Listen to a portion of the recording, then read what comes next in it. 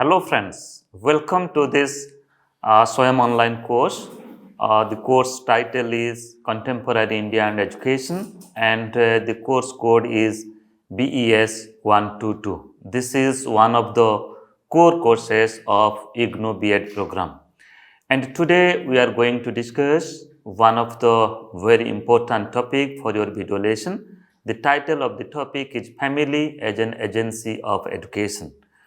Before starting our discussion, let me to introduce myself. I, Dr. Niradhar De, Associate Professor, School of Education, Indira Gandhi National Open University. Welcome you all to this video lesson. Now let us focus upon the important lessons that are included in the 12th week, that is the 12th module of your online course. The title of the module is Agencies of Education, and in this module you have to learn 4 different lessons, important lessons. First is Family as an Agency of Education. This topic today we are going to discuss. And the second lesson is School as an Agency of Education. Third one is Community as an Agency of Education. And the fourth important lesson, that is Media is an Agency of Education. Now let us go forward to know what are the different learning outcomes of the first lesson of Agencies of Education, that is Family as an Agency of Education. After going through this video lesson and part content which is given in your SLM, the module that you have received in your Swayam course, you will be able to explain the concept of agencies of education. Further, you will be able to classify different agencies of education. Then you will be able to describe the characteristics of family as an agency of education, and you will be able to discuss the role of family as an agency of education for the development and education of the child. I am very much hopeful that after going through this video lesson and after reading the self-learning material, particularly to this module, to this unit, that is Agencies of Education, you will be able to achieve these learning outcomes. Now let us go forward. Friends, let us start our discussion to understand the very concept of agencies of education. During the entire period of life, human beings come in contact with various institutions. So, what are those institutions? The institutions may be family, may be school, may be community, may be state, or may be media. In our day-to-day interactions, in our day-to-day living in the society, we come across of all these agencies. And when we are actively involving ourselves in these agencies, we also learn many things. Further, we can say that the children acquire educational experiences through those institutions. Further, we will be discussing that how family helps you for acquiring knowledge, for acquiring skills, and broadly how family helps you for living one's life. And all these institutions are called as the agencies of education. I have already said that they may be the family, may be the school, may be the community, state, or media. Some are the immediate agencies, and some are, you can say, the ultimate agencies.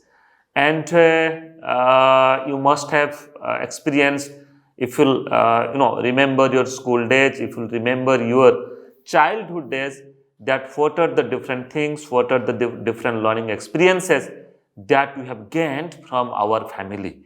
When you are coming in contact with your family members, when you are coming in contact with the siblings, with your parents, with your even grandparents, and you can say the extended family members also, you will learn many things. They have helped you to groom yourself. They have helped you, for your proper development. It may be a part of socializing to you for living your life in this society, and they must have helped you to, learning and practicing values, and at the same time, they must have educated you to live your life. So, particularly, starting from the very first agency of education, that is family. Today we will be discussing what is its role, what is its functions, and what are the different things that you do in the family, and further how those experiences helps you for living your life, and when you are entering in the school, when you are entering in the larger unit of the community and the society, how it helps you.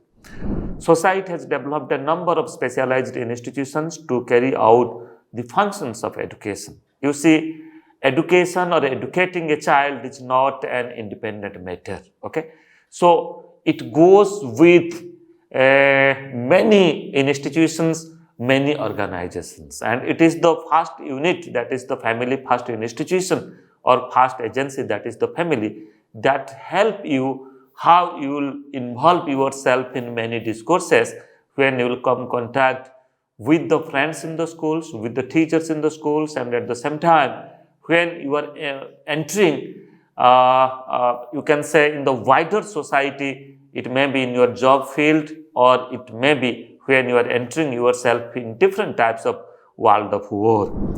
Then among the agencies, some are called as the formal agencies of education, whereas others are informal agencies of education. Now let us try to understand what are the different formal agencies of education and what are different non-formal agencies of education. If I will classify agencies of education, I can say that agencies of education mostly classified into two different types. One is called as the formal agency of education and other is called as the informal agency of education. And under formal agencies of education, the particular institutions, the particular organizations, and the particular agencies that we come across, they are maybe the school, the libraries, picture galleries, games, cinema, educational programs that we observe, that we watch in radio as well as in television. So friends, when I talk about or give the example of school, libraries, picture galleries, games, cinema, and different types of educational programs that are being telecasted or broadcasted through different media, that may be radio or television. So these are somehow a type of formal in nature. All these agencies that give you a type of formal experiences.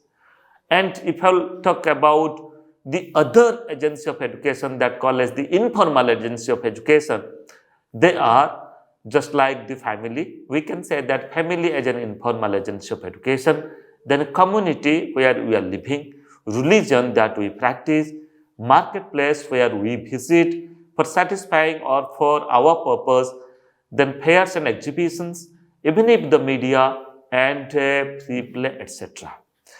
Here we are going to discuss one of the, you can say, informal agency that called as the family. And in another classification, we can say some of the agencies of education are active agency and some of the agencies of education are passive agency. Active agency means in those agencies, we actively involve ourselves and we do our interactions, we do our, you can say, discourses. Just like I can take the example of school as an active agency of education. Family is also an active agency of education. Then community, religion, state, social club, games, entertainment programs. So why it is active agencies of education?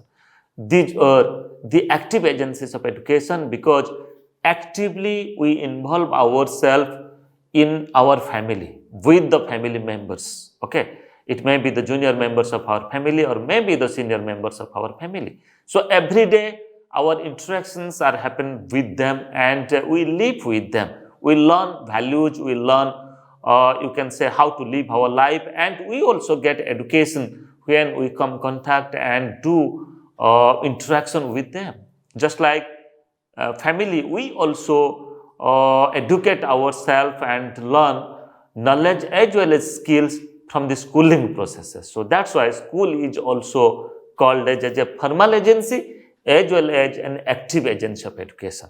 And if I will give the example of different agencies that come under the passive agency of education, just like cinema, television, radio, newspaper, magazines, marketplace, etc. So here we passively we involve ourselves in all those agencies, and for living our life, for gaining new experiences, new knowledge. Both type of agencies, it may be formal or informal, it may be active or passive. Contribution of all those agencies we experience or we feel one way or other and at different stages of our life. Now let us focus upon our today's topic, that is particularly family and agency. So friends, family is an oldest, basic and fundamental unit of human society. And friends, if I talk about the concept of a family, the principle of a family and practicing a family culture, this is not only in our culture, in our Indian culture. Rather, you can take the example of any culture in any country. Okay, so across the culture, across the countries, you will find that, or across the globe, we practice family as an unit, and family is the first unit, first institution or first agency that help the child for grooming themselves. And further we can say that family nurtures and groom the child. Child learns culture, customs and values in the family. Okay, so how to talk, how to interact, how to behave ourselves, how to live life with others. Okay, so all these things we automatically learn when we live in our family and when we come contact with them, when we interact with them, and when we observe what is going on in our culture, when we observe what is going on in our family. I can give the example that we believe in different traditions, in different culture, in different custom. So we observe all these things in our family, and many a time you must have observed that nobody has taught you how to do and what to do, but you have learned it by observing the things, by observing different events, different situations and different happenings in your family. Okay, so that's why child learns their culture, their customs and the values that we practice in the family, and further the child practices those values in different other situations. Further, we can say that socialization of the child, it also starts with the family. Okay, so family is the first unit that helps the child to make them socialized. Human beings are a part of the society. Okay, so that's why to live in the society, we should earn the values. To live in the society, we should follow the social norms, the rules and regulations and the social tradition. Okay, and how to know about the process of socialization and how we got socialized. It is the family. When we come contact with the family members, live together, simultaneously we also become socialized ourselves. Then it also plays a very important role in laying foundation of the child's personality in terms of physical, emotional, social, moral and cognitive developments. Friends, if I will give the example of Mahatma Gandhi, the definition of Mahatma Gandhi of education, Gandhiji says that by education I mean an all-round drawing out of the best in child and man, body, mind and spirit. So here you see Gandhiji has given importance upon all-round development of the child. So that is development, that's the physical, it includes the physical development, social development, moral development, spiritual development and at the same time the cognitive development. So it is the family that helps the child not only physical development, rather all other types of development. It includes the emotional, social, spiritual, moral as well as the cognitive development of the child. Now let us go forward to understand the very characteristics and functions of family as an agency of education. So friends, we can say that the concept of family is very much universal in nature. The practice of family, we practice it in our culture, in Indian culture, and we practice the concept of family in other culture also. It is found all over the world. Family consists of a definite number of persons living together having blood relation or otherwise among themselves. So in a family, when we live together, mostly we are blood related. Okay, so they are our siblings, they are our brother and sister, they are our parents, and at the same time they might be you can say our grandparents. So we all live together, or many a time you must have observed, you must have experienced that three generation people are living together in a family. Okay, starting from grandparents to your parents and you as a child. So when three generation people will live together, then definitely that will create an opportunity to learn many things. Further, we can say that family is also considered as a miniature of the society. Why family is called as a miniature of the society? Society and community are a larger entity, and in that larger entity, family acts as a miniature, a small unit, a small institute. Because in a society, you will find many families that constitute a society, many families that constitute a community. Okay, so that's why family is called as a miniature of the society, and the rules and regulations, the customs that we practice in the society, that are also very much practiced in the family. So family is the first institution that helps the child to practice the norms of the society, and further family trained the child to live in the community and society with cooperation, with fellow feeling, with other members of the community. Then further we can say that values of a society are adopted and practiced in the family. It may be moral values, it may be democratic values, it may be ethical values, it may be empathy, it may be other types of values also. So many a time through a story and many a time through a narratives, your parents or your grandparents, the senior members of your family, they must have engaged you in different activities which is very much based upon practicing values. Okay, so that is the stage in the family, that is the stage that helps the child to understand the values and at the same time to practice those values. Further, family plays an important role in molding the personality of the child by facilitating his or her all-round development. I have already said that family helps the child for physical development, moral development, spiritual development, emotional development, cognitive development, as well as development in different skills. Now let us go forward to understand more characteristics and functions of family as an agency of education. Child develops a sense of responsibility in the family. So friends, when a child lives with other members of the family, the child observes that what the parents are doing. The child observes that what the other members are doing. Okay. So housemaker, let the mother is housemaker. The child observes that how his or her mother is actively involving in different types of household works, household responsibilities. And the child also equally observe, you can say, the brothers and sisters. So how they are also involved in discharging their responsibilities in their duties. How the father of the child is also doing his or her responsibilities. So by observing all such things, the child from the very beginning of the family is also get a sense and develop a type of spirit for understanding the responsibility and for practicing, for doing those responsibility. Again, we can say that adult members of the family have greater responsibility than the child, because it is the responsibility of the adult member to groom the child, to help the child, and to make the child educate for living their life. Then family is one of the active agencies of education for inculcating desirable social values among the children for leading effective social life. For the family is the first institution from where the child gets formal recognition to be a member of the society. So it is the family that provides you a type of formal recognition.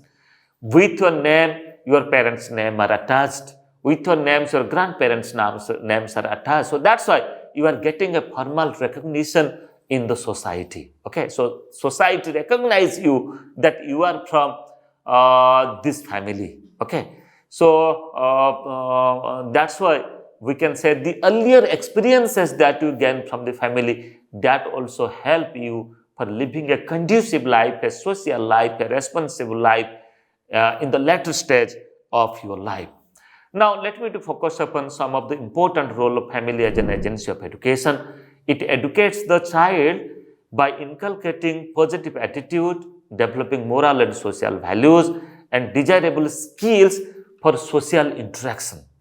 It also teaches the child about the culture, tradition, and customs of the society, and also teaches the child about fellow feeling, practicing love, and sense of living together.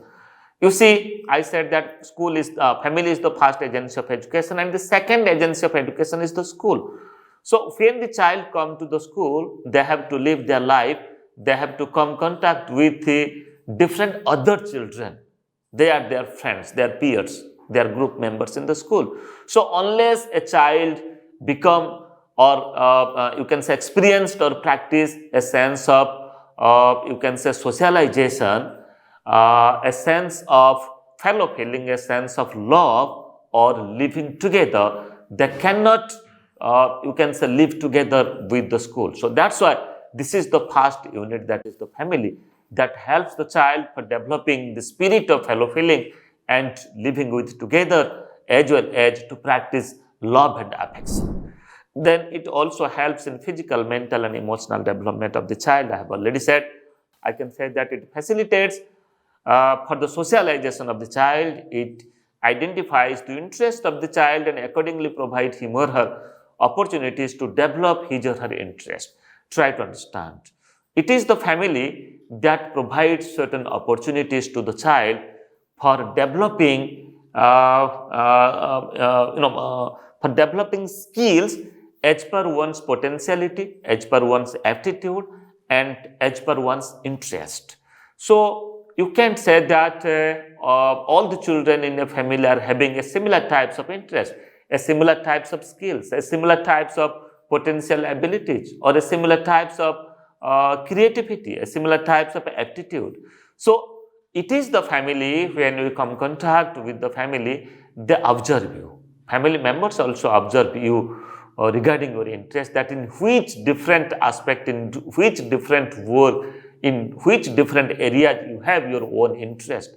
Then accordingly they provide you scope, accordingly they provide you opportunity for developing certain skills in your interest area, in the areas of your aptitude, in the areas of your creativity. Many a time you must have certain musical aptitude, many a time you must have certain sports related aptitudes. So it is the family, they observe you, they find out that what is your interest area, and accordingly they provide you certain opportunities. So it is the family, it begins from the family only. Further, it not only provides the child basic necessities, but also prepares the child for further living. So all your basic necessities are fulfilled by the family. It is said that the human tendency, so far as a newborn child's tendency, just like an animal tendency. It is the family that converts animal tendency to human tendency. It is the family that converts child behavior from animal tendency to a socialized tendency. So that's why family fulfills all the necessities of the child, the basic necessities of the child, and at the same time educate the child for living the future life.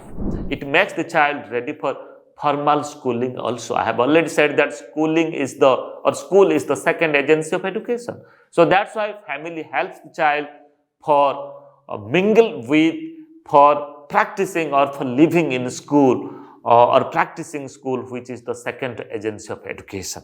Now, the other roles of family as an agency of education, just like it develops among the child a sense of patriotism towards the country, make them understand their duties and responsibilities for the society, then develop in them respect for human life and dignity, encourage them to preserve and transmit family values and culture, and develop in them interest and positive attitude towards people, society, etc. It also develops certain positive attitude among the child that for living one's life in the society, one should construct a positive attitude. One should construct a positive feeling and attitude towards people, towards different institutions, towards the happenings, towards our culture, towards our tradition, towards our society. And that will help you for experiencing new things and practicing